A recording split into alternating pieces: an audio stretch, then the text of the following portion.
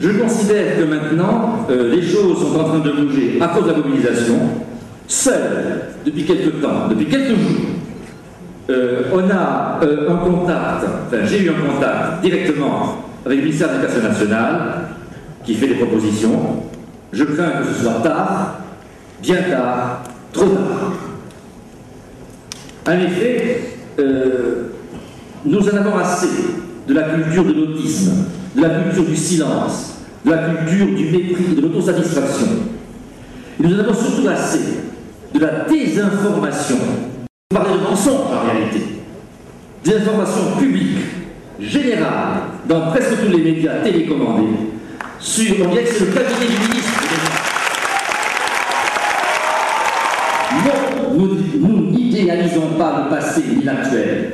Non, nous ne sommes pas une bande de vieux cons réactionnaires, ni de gauchistes gâteux, ni de professeurs feignants ou nuls, ce qu'on dit qu'on est.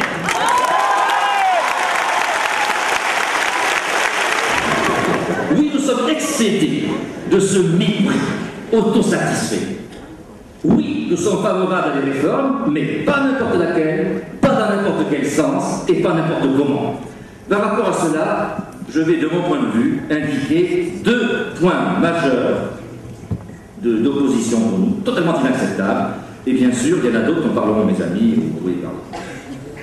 Il y a d'abord la suppression de l'année de formation en alternance sous forme de statut d'élèves fonctionnaires stagiaires payés. Cette suppression a deux caractéristiques pour moi et pour beaucoup de nous. C'est une régression intellectuelle et c'est une agression sociale. Ça, c'est le scandale absolu.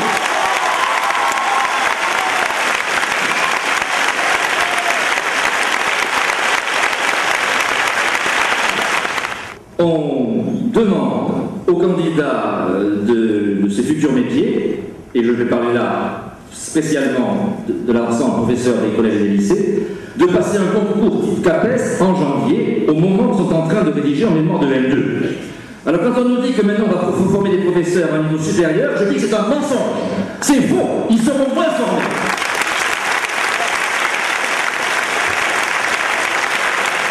C'est pas des erreurs. C'est pas des erreurs tactiques. C'est pas des erreurs pédagogiques. C'est pas du bling-bling par hasard. Non, non, non. Derrière tout ça, il y a une pensée organisée, précise, qui est l'esprit finalement de l'ensemble des réformes actuelles. L'esprit de la loi d'ailleurs, son libéralisme, le désengagement de l'État, la précarisation, la privatisation. C'est pas des mots, on nous a dit qu'on était rêveurs, on ne rêve pas. Nous avons constaté quelles sont les circulaires qui viennent maintenant et qui depuis le 1er janvier empêchent aux universités de gérer les précaires sur le budget de l'État. C'est pas nous qui avons inventé ça. C'est donc beaucoup plus grande portée de ce qu'on dit. C'est la pensée même du fonctionnement de l'école de la République. C'est le plus grand coup porté à l'école de la République depuis Vichy. Eh bien, et la Sorbonne, et Nanterre, et Reims avec tous les autres, nous sommes là pour leur dire non.